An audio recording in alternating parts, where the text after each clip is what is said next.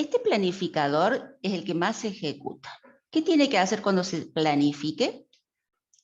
Elegir un proceso de la cola de listos para que se ejecute otro proceso, ¿sí? Es decir, le quita el control o un proceso que se estaba ejecutando, deja el control del microprocesador y otro proceso que estaba en la cola de listos toma el control del microprocesador.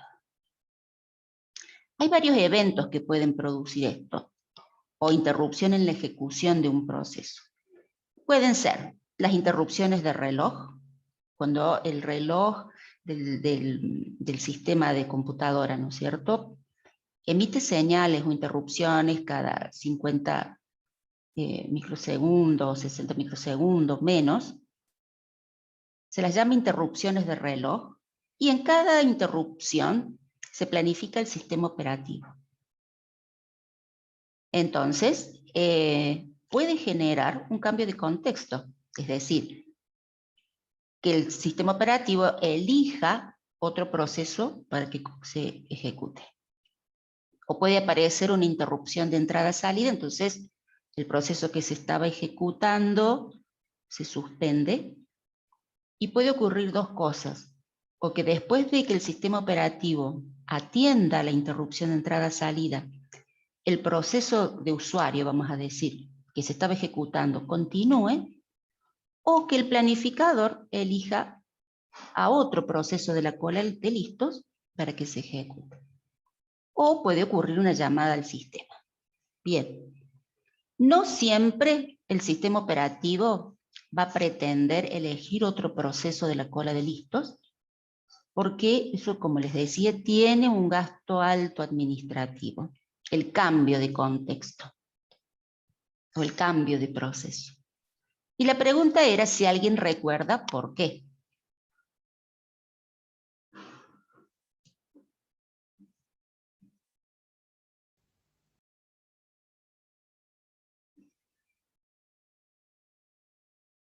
¿Recuerdan por qué? Puede ser, profe, porque cuando cambias de proceso tenían que pasarse, o sea, tenían que guardarse los datos de un proceso y pasar los datos del otro a memoria y eso. Exacto. El cambio de contexto genera que debamos almacenar en el bloque de control de proceso todos los datos referentes a ese proceso que se interrumpe, ¿no es cierto? El estado del microprocesador, el estado del proceso, había una tabla grande de datos que había que guardar. También hay que guardar, por ejemplo, la tabla de memoria. Ya vamos a ver que hay procesos que están paginados, segmentados, y entonces tienen una tabla de memoria, que parte está en el micro.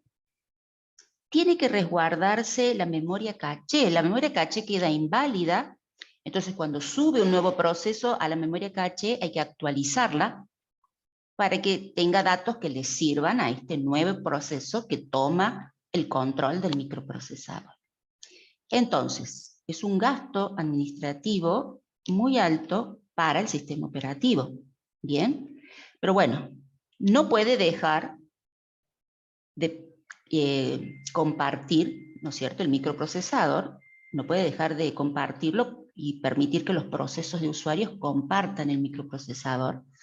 Entonces el cambio de contexto es necesario. Y ahí vienen dos políticas que puede utilizar. Una política que se llama no apropiativa, o que no expulsa, también lo suelen llamar, y otra que es apropiativa.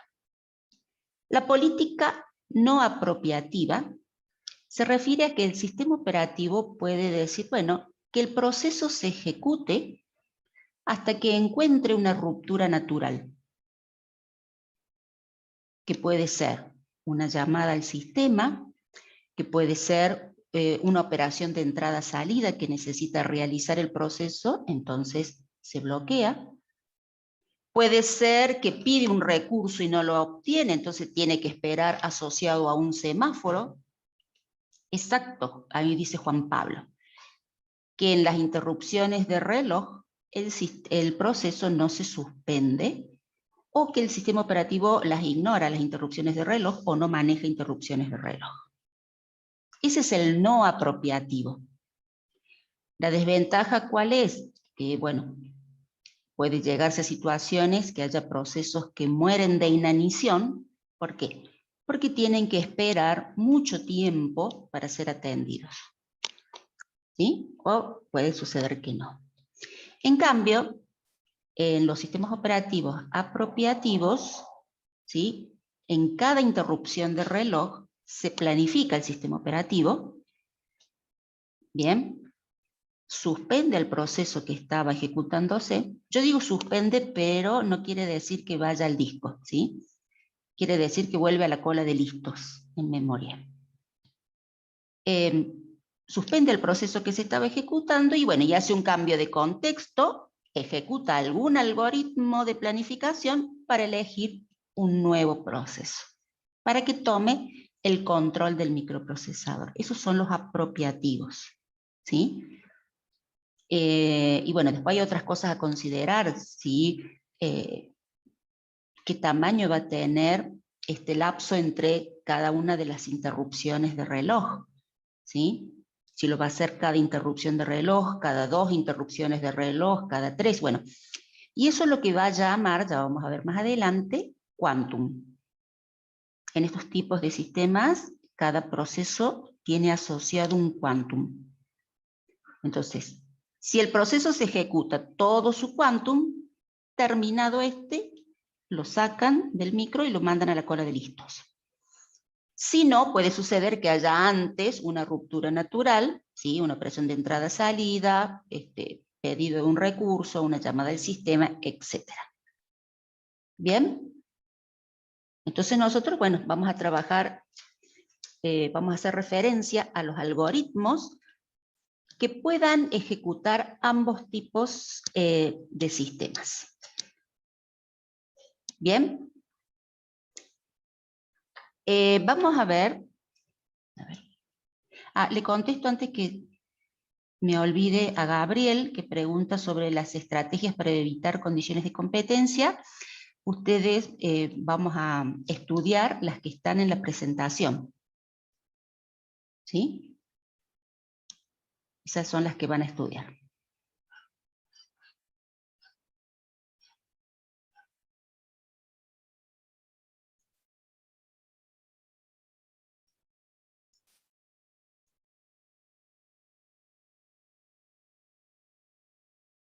Bien. Hasta acá el planificador a corto plazo. Y este es un esquema general de lo que hemos hablado nosotros hasta recién. Bien, creo que esto se entiende. No sé si tienen alguna pregunta sobre este esquema. No, profe. No, por mí no. Bien. Bueno, sí, seguimos entonces. Criterios, que algo hablamos de los criterios dependiendo de si va a aplicarse la planificación sobre un procesamiento por lotes, o sobre un sistema interactivo, o sobre un sistema de tiempo real, ¿sí? Van a priorizar, dependiendo de qué ambiente se esté ejecutando el sistema operativo, va a priorizar uno u otro de estos criterios. ¿De acuerdo? Para todos los sistemas operativos, el criterio de la equidad es muy importante, ¿sí? Tratar de otorgar a cada proceso una parte justa del CPU. Eso justa no quiere decir que sea igual para todos, pero sí que todos tengan la oportunidad de ejecutarse y quizás un tiempo en proporción al tipo de proceso de que se trate, al servicio que brinda o si tiene alguna prioridad, etcétera, pero que pueda acceder al CPU. Bien, el equilibrio o balance es otro criterio que todos los sistemas operativos lo manejan y lo priorizan. Tratar de mantener a todas las partes del sistema ocupadas o trabajando, ya sea tanto el CPU, que nosotros lo tomamos como el principal recurso a compartir en el tema de planificación, pero también tienen que estar en uso, por ejemplo, los dispositivos de entrada-salida. ¿Qué quiere decir esto? Que si en un sistema por lote, por ejemplo, sabemos que tenemos dos tipos de procesos, lo que se les llama asociados al CPU, los que tienen mucho tiempo de ejecución, de cálculo, por ejemplo, y los asociados a la entrada-salida, que son los que mayor parte de su tiempo están esperando o leer archivos, porciones de disco o entrada de datos de otro tipo, ¿sí? Entonces, tiene que haber un equilibrio y el sistema tiene que tratar de que ambos tipos de procesos estén en la memoria principal y puedan compartir o puedan ejecutarse. Entonces, de esa manera tiene ocupado tanto al microprocesador como a los dispositivos de entrada-salida. Entonces, el criterio acá es priorizar un equilibrio que generalmente en todos los sistemas operativos se está priorizando, ¿sí? Tiempos de respuesta, minimizar el tiempo de respuesta, sobre todo en ambientes interactivos, donde sabemos que el usuario lanza un comando, por ejemplo por la línea de comando, y está esperando la respuesta. Si pasa 2, 3 segundos, ya es quizás que lo suspenda, lo interrumpa el usuario, ¿sí? Porque bueno, para el usuario bueno, es mucho tiempo de espera y para el sistema también. Minimizar el tiempo de retorno en el caso de procesamientos por lote, ¿sí? Es decir, minimizar el tiempo que pasa entre que el proceso llega al sistema y en que termina, ¿sí? Eso incluye todo el tiempo de espera que tiene que hacer el proceso, ¿sí? Debe minimizar el tiempo de retorno. Otro criterio es la previsibilidad en el caso de los sistemas de tiempo real, por ejemplo. Debe haber una independencia con respecto a la carga del sistema. Eso quiere decir que como el sistema, nosotros sabemos que tiene algunos procesos que se encargan de monitorear el uso de los recursos, como el CPU, la memoria, etc., y puede predecir la sobrecarga del sistema, puede predecir el grado de multiprogramación, etc. Entonces, que un proceso esté presente en el sistema, tiene que ser, y su ejecución tiene que ser independiente lo más que se pueda con respecto a la carga del sistema. Hablamos de independencia, pero por supuesto que va a ser dependiente de la carga, pero nos referimos a que no tiene que ser tan afectado, ¿sí? Entonces debe tener previsibilidad. Y aquí me parece que es un criterio que lo va a priorizar el planificador a largo plazo, ¿sí? El que tiene que mantener este criterio como una prioridad. Y por supuesto, maximizar el rendimiento. ¿Qué es el rendimiento? Es la cantidad de procesos o trabajos por hora que puede atender el sistema. Sobre todo vamos a hablar de maximizar el rendimiento en sistemas por lote. ¿Bien? Bueno, ¿qué tipos de algoritmos? Ya hablamos de esto, los no apropiativos o sin expulsión y los apropiativos o con expulsión. ¿Bien? Estos son todos los algoritmos de los que nosotros vamos a hablar. Hay muchos más, tanto en Tannenbaum como en Stalin, pero estos son más bien básicos. Los otros pueden ser modificaciones o combinaciones entre 2 o 3 procesos que se aplican en uno u otro sistema operativo. No todos están presentes en el mismo sistema operativo. ¿Bien?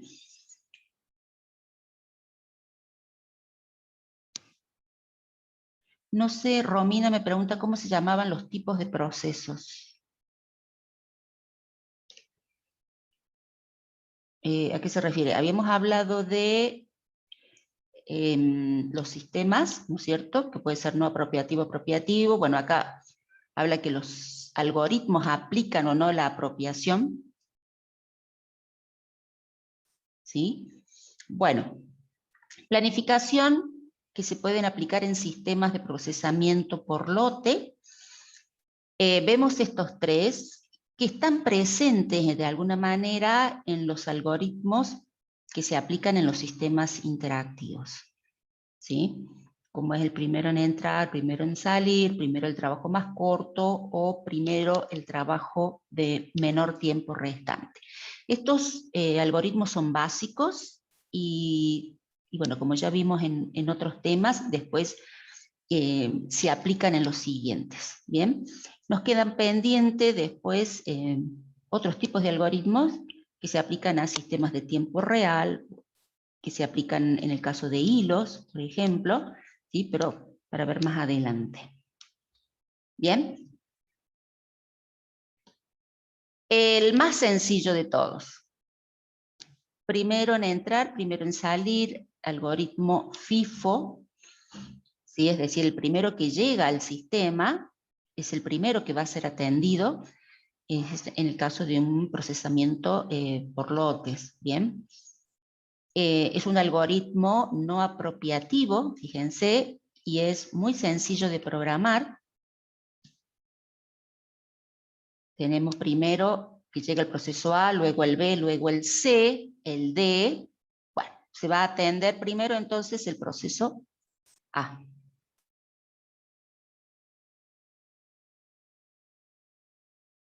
Bien.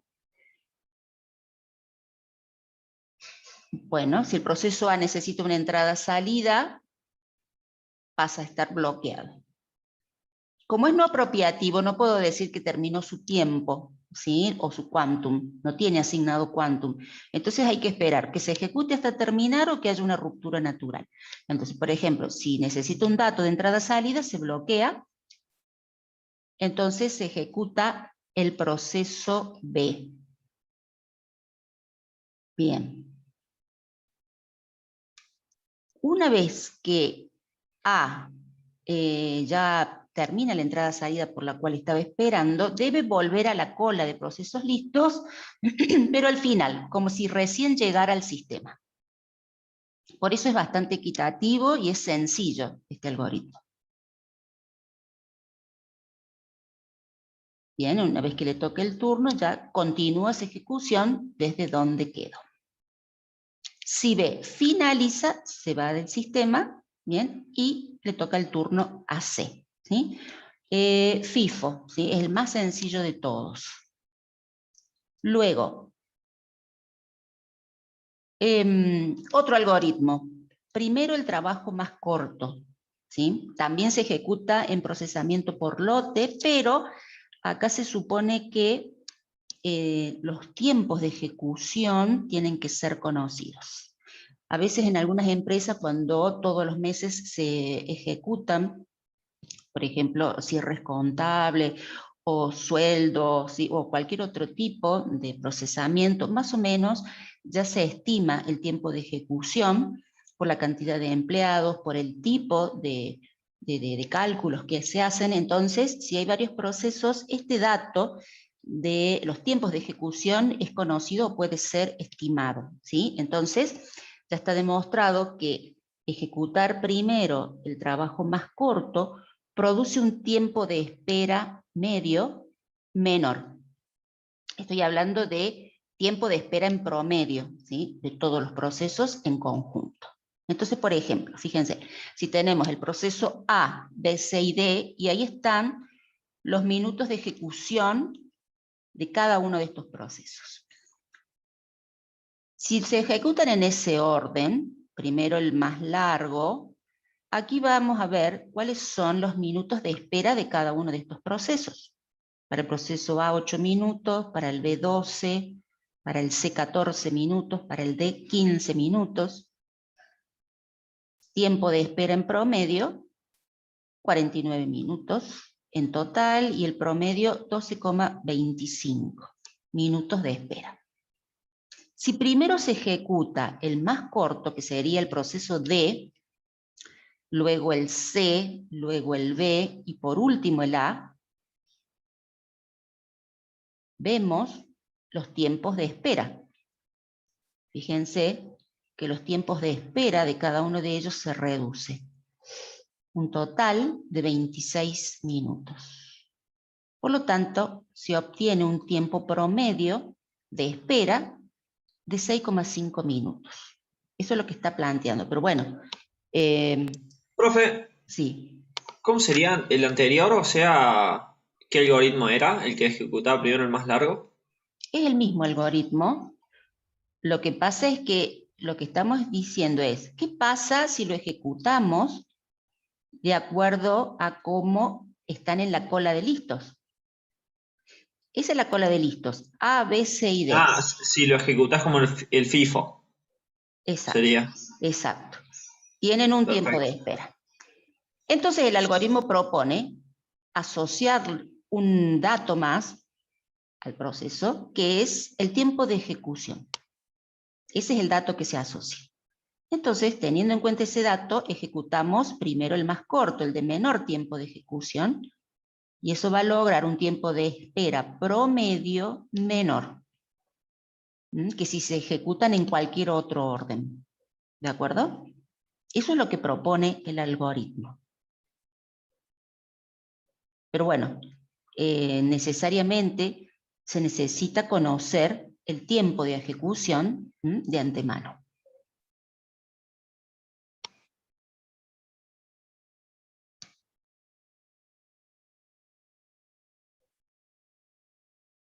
Bueno, esta es la fórmula general, ¿sí? Que es el promedio. Y bueno, siempre va a dar un tiempo de espera menor si se ejecuta primero el más corto. Bien, el tercer algoritmo, menor tiempo restante. Aquí que debemos conocer justamente cuánto tiempo le falta al proceso para terminar. ¿Sí? Este es otro dato que, bueno, se puede calcular en base al tiempo de ejecución, cuánto estima que tarda en total, y bueno, de ahí se puede ir calculando, en base al tiempo que ya se ejecutó, cuánto tiempo le falta todavía para terminar. ¿Sí? Entonces, la propuesta es elegir siempre de la cola de listos aquel proceso que tenga el menor tiempo restante, el tiempo más corto, ¿sí? En este caso, fíjense que el algoritmo es apropiativo. ¿Por qué? Porque si de repente llega a la cola de listos un proceso que tiene el menor tiempo restante, incluso del que está en ejecución, lo que hace el sistema operativo es suspende el que está en ejecución y planifica al proceso recién llegado. ¿Sí? Siempre va a priorizar al que tenga el menor tiempo restante, incluso como para interrumpir al que está ejecutándose. Por eso es apropiativo. ¿Bien? Bien, pasamos al otro grupo de algoritmos que se aplican sobre sistemas interactivos. Recuerden que en estos sistemas el usuario está esperando la respuesta, ¿no es cierto?, del proceso, y deben priorizar estos tipos de algoritmos, el tiempo de respuesta que dé el sistema a los usuarios, ¿sí? Pero no debe descuidar, por supuesto, el tiempo de CPU, entonces debe haber ahí un equilibrio. Bien, Round Robin es el más sencillo, es el primero que se diseñó, es bastante equitativo y se sigue utilizando. Bien, a cada proceso se le asigna un quantum de ejecución.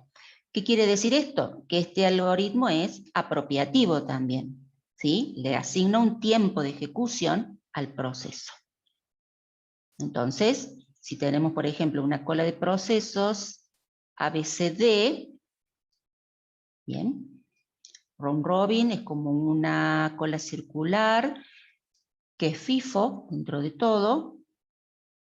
Está primero A, entonces se ejecuta A, luego B, luego C y D. Pero bueno, si no hay una ruptura natural,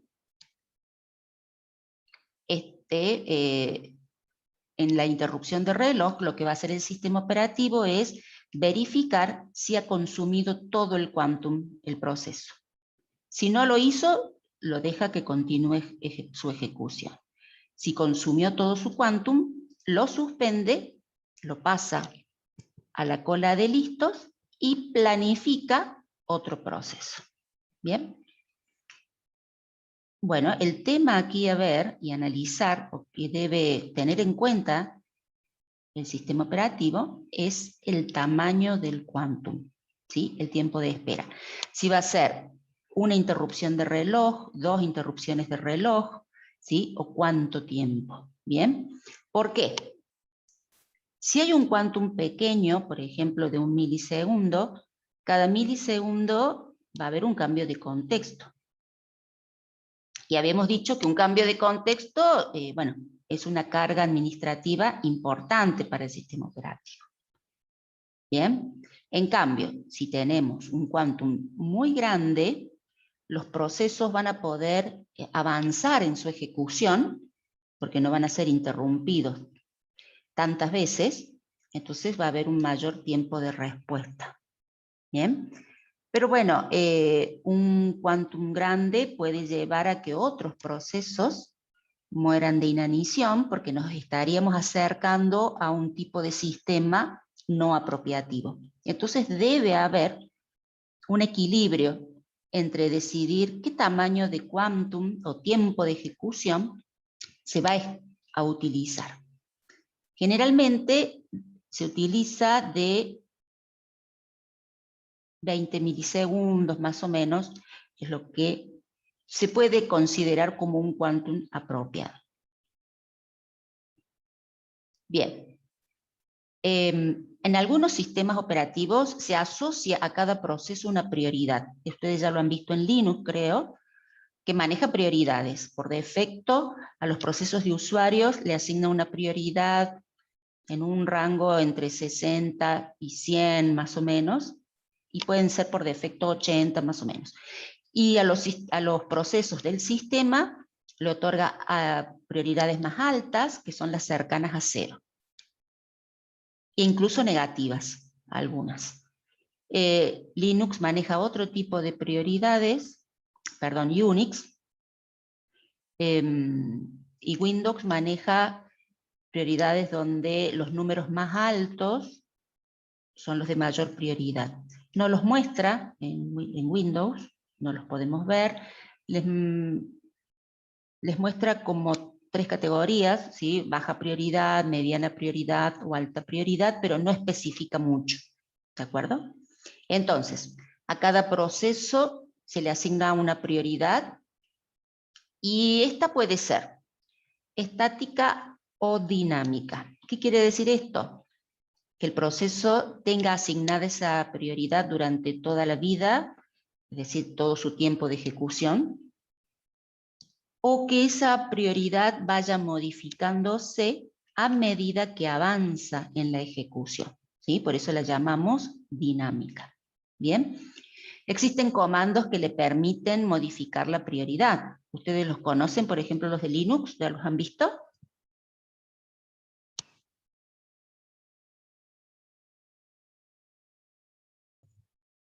¿Cuáles son los comandos?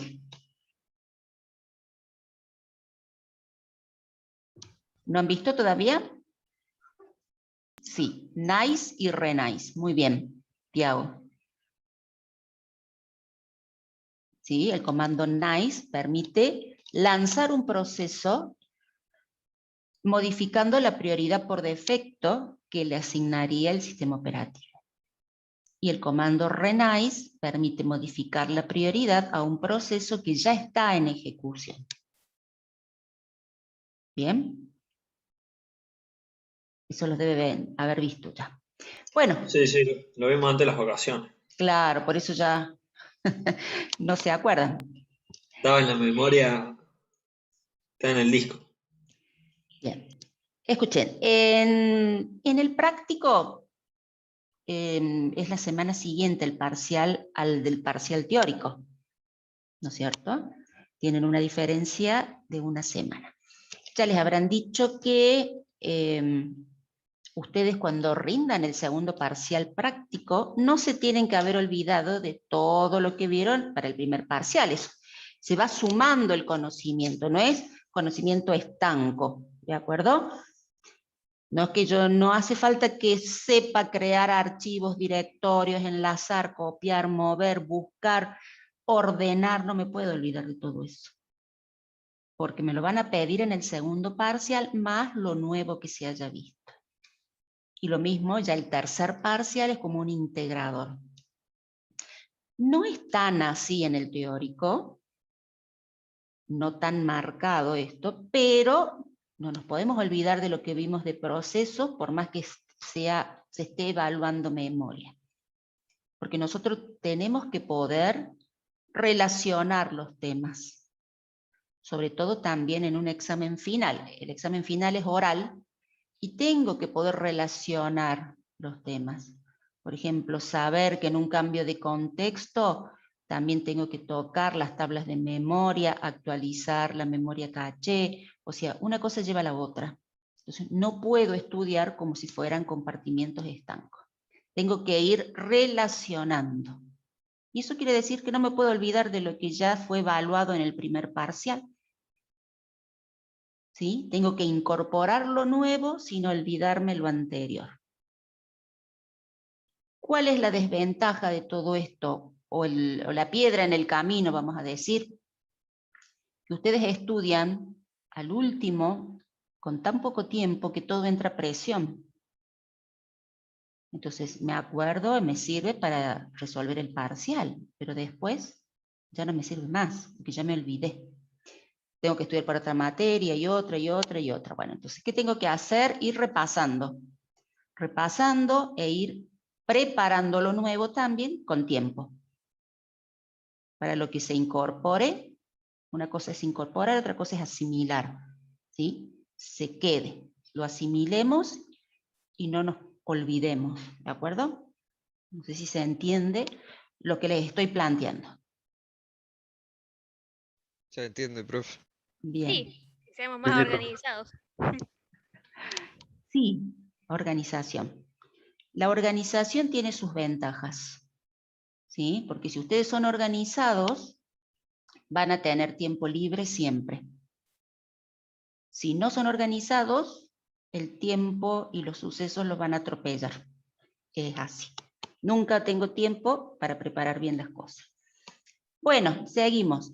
Estábamos hablando de la prioridad. Acá los procesos tienen asignada una prioridad, ¿sí? Bien, Juan dice que con una leída ya está, perfecto. Bien. Entonces, ¿qué pasa? Acá hay dos temas. Si lo planteamos en forma pura al algoritmo, hay una cola de procesos y cada uno asociado a la prioridad. ¿Y qué va a hacer el planificador? Va a elegir siempre al proceso de mayor prioridad. Cuando llega, o sea, puede suceder que atienda a todos los procesos de la cola y todos estén contentos, ¿sí? Han sido atendidos, se han podido ejecutar perfectamente, por más que la espera haya sido en orden prioritario, ¿sí? Pero puede ser que si siempre se crea un nuevo proceso, llega al sistema un proceso nuevo, de una prioridad media o de una prioridad alta, ¿qué les parece a ustedes? ¿Qué va a pasar con los procesos que tengan prioridad baja?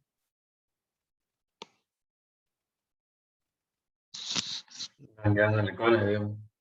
Claro, van quedando eternamente en la cola porque siempre llega alguien y se mete adelante y nosotros seguimos esperando. Entonces, muere de inanición.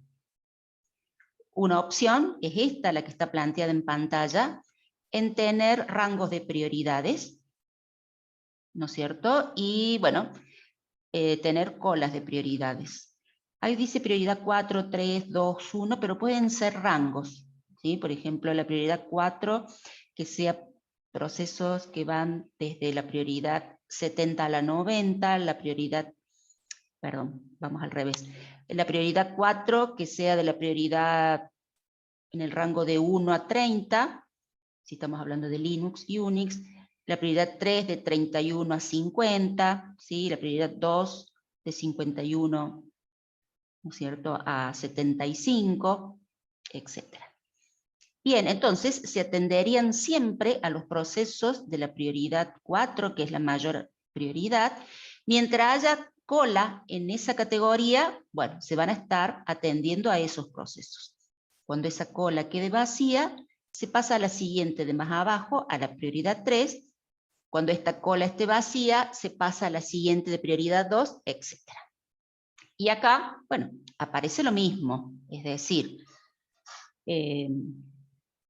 la prioridad 2 quizás deba esperar o morir de inanición, porque bueno, si siempre van llegando nuevos procesos en las categorías más altas, bueno, siempre habrá que esperar.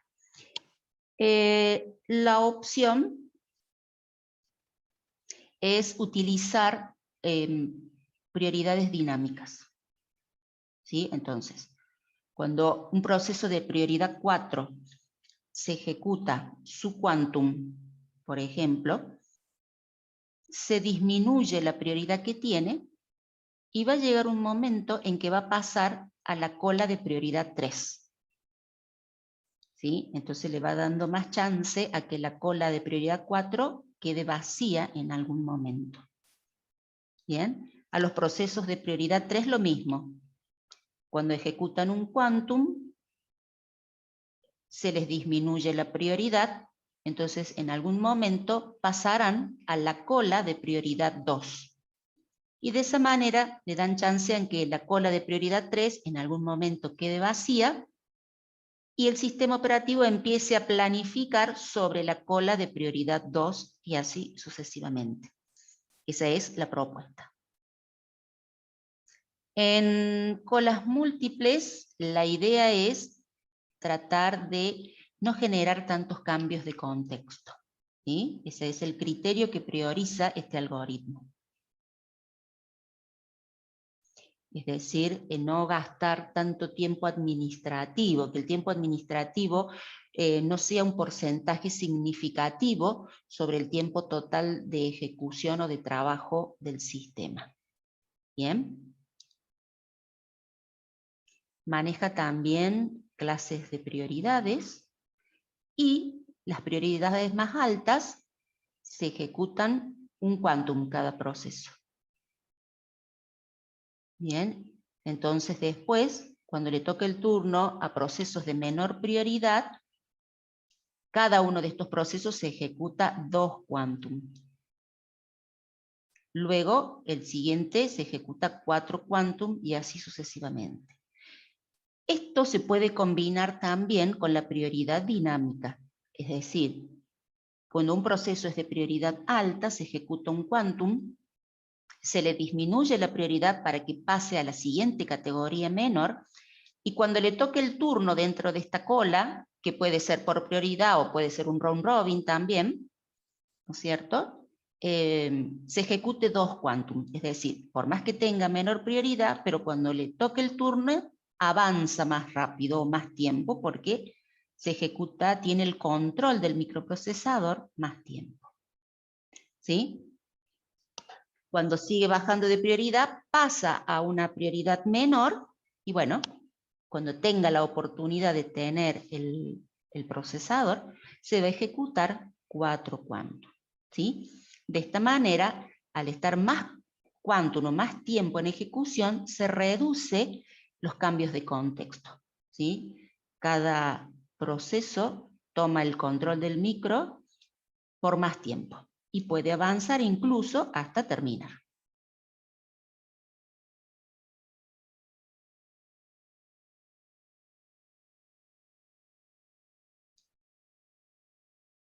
Bien. Bueno, este es un ejemplo de lo que es colas múltiples.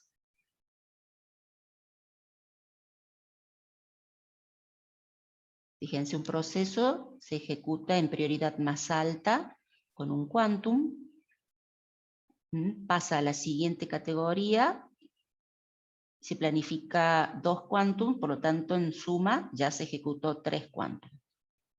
7, 15, 31, 50 quantum. ¿Bien? Que es la posibilidad que tendría de ejecutarse, ¿sí?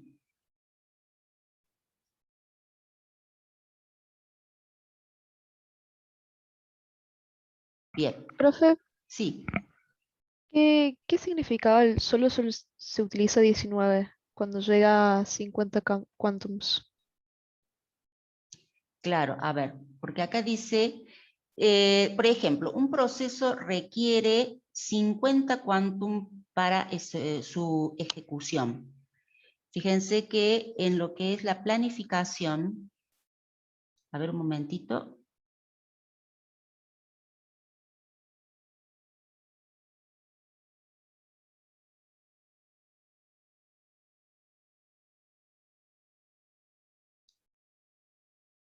Ah, no sé por qué han puesto acá 19. Tendría que verlo y decirles, que me pregunten la próxima clase. Ok, gracias. Espérate, 1, 2, 3, 4, 5, solamente 6 cambios de contexto se han producido.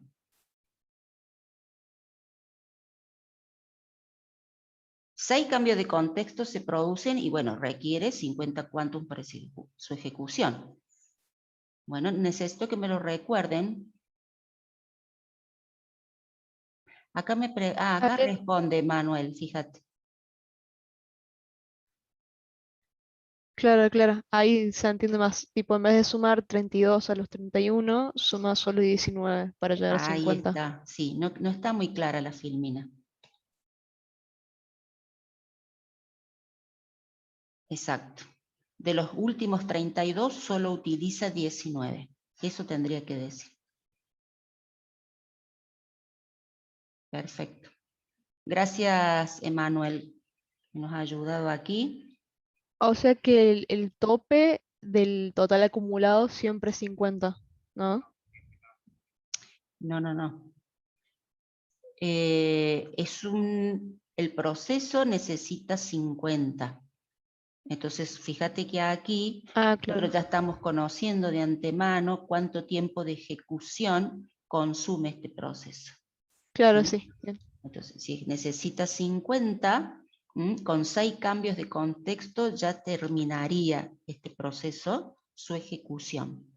En la última ejecución se le asignan 32 quantum, pero solo va a usar 19 y termina. Y después se planifica otro proceso. ¿De acuerdo? Eso es lo que tenemos que interpretar de esta filmina. Bien, no sé si queda claro. Sí, se queda claro. Gracias. Bien.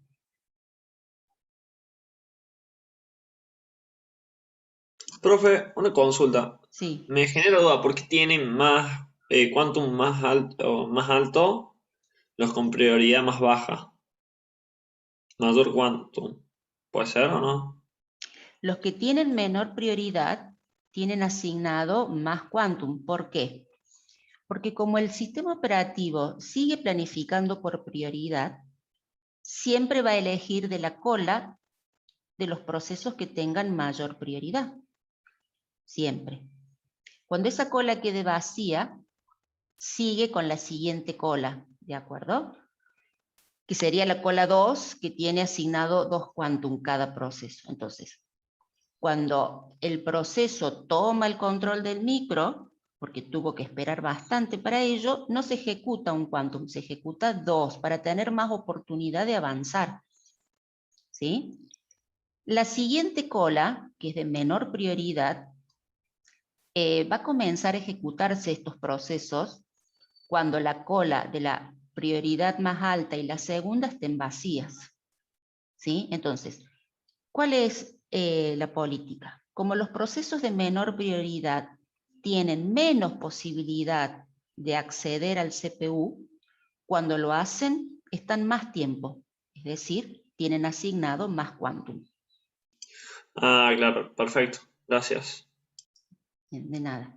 Para evitar que un proceso o los procesos de alta prioridad se adueñen del CPU, ¿qué va pasando? Se utiliza prioridad dinámica, ¿sí? Los procesos van disminuyendo su prioridad y van pasando a las colas más bajas, ¿de acuerdo? Para permitir también que las colas más altas queden vacías en algún momento y bueno, tengan la posibilidad los de menor prioridad. ¿De acuerdo? Bien. Bueno. Por último, la planificación garantizada, en este caso, ¿sí? Se establecen compromisos con los usuarios cuando ingresan al sistema y este compromiso consiste en que el proceso va a tener un porcentaje o tal porcentaje de tiempo asignado al CPU. Bien, y eso va a depender de la cantidad de usuarios que haya presentes en el sistema.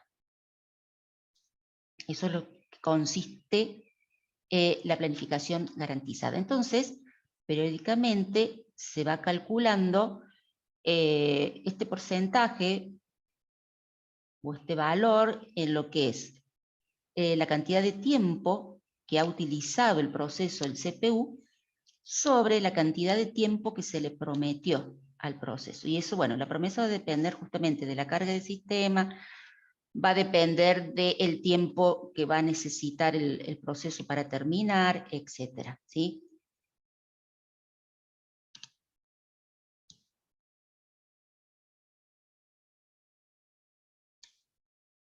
Pueden suceder dos cosas, que el proceso utilice menos tiempo de CPU de lo prometido o que utilice más. Bien, entonces, ¿cómo lo vemos a eso? Fíjense, por ejemplo, el proceso A utilizó el 30% del tiempo prometido, el B el 50% del tiempo prometido. ¿Mm? El proceso C utilizó más del tiempo prometido, porque 1 sería el tiempo prometido y utilizó 1,20 o 120% de lo prometido. Y el último proceso utilizó el doble del tiempo prometido, ¿sí? Entonces, la idea de este algoritmo es el del planificador, ¿no es cierto? Con este algoritmo lo que hace es elegir de la cola de procesos listos aquel que tenga el menor tiempo, ¿sí? El que haya utilizado menos del tiempo prometido. Entonces, en este caso, elegiría al proceso A para que tome el control del microprocesador y continúe su ejecución. De eso consiste la planificación garantizada. Pero bueno, para poder aplicarla, fíjense que tiene que haber varios datos asociados al proceso. Para poder aplicar cada uno de estos algoritmos que hemos visto, hay varios datos asociados a los procesos, como es el tiempo de llegada del proceso, ¿no es cierto? A veces pueden tener asociado el tiempo estimado de ejecución, el tiempo prometido, ¿sí? Si está asociado al CPU o si está asociado a la entrada-salida, este tipo de procesos. Bueno, hay varias variables a tener en cuenta y en base a eso hay que tener en cuenta cuál es el criterio que va a priorizar este planificador y en base a eso qué algoritmo de planificación va a utilizar en ese caso. Bien, fíjense que el tiempo prometido lo establece como un compromiso con el usuario. Entonces eso va a depender de qué tipo de proceso se trate y qué tipo de demanda haga el usuario con respecto a su proceso.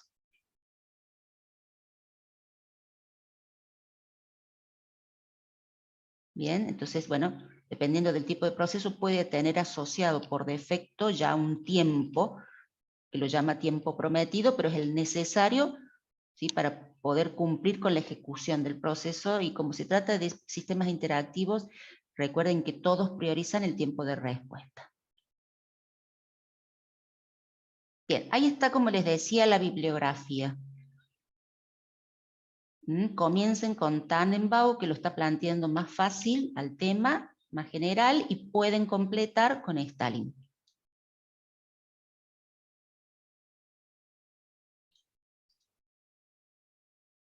Ok. No, todavía no nos vamos.